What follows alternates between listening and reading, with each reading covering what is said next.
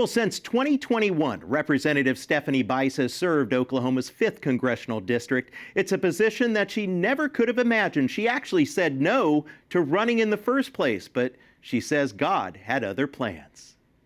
I am so incredibly honored that my constituents have put me in this position, and I do not take that lightly.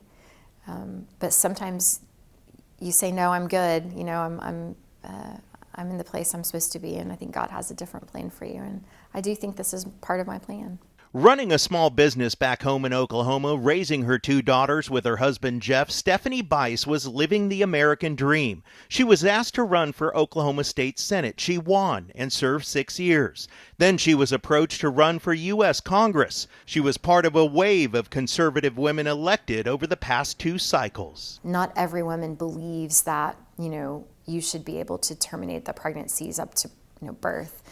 And so you had a groundswell of women consider running for congressional seats and Senate seats in the 2020 and now in the 2022 election cycle. Today, Congress has the largest number of Republican pro-life women in its history. Congresswoman Bice wasn't always Catholic. She converted in college after she met her husband, and they started going to Mass together, a faith that she's now passed on to her college-age daughters. My youngest daughter was so excited to tell me that not only did she go to Ash Wednesday service, but she brought 4 of her sorority friends with her to Mass. And so I was pretty excited when you get that call from the college kid that they're still engaged. That puts a pretty big smile on your face as a parent. While serving on Capitol Hill, being away from family is difficult, but she refocuses her mind and soul by turning to the Blessed Mother. I stumbled across a group of staffers that actually pray the Rosary on fly-in days in the morning.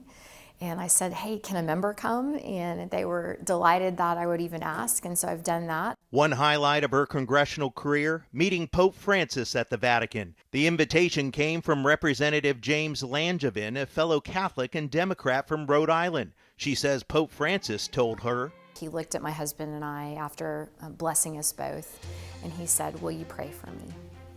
And that was pretty profound. Wow, that is profound. Congresswoman Bice says that she's committed to protecting American families. And by the way, she's currently working on legislation to give parents more paid family leave.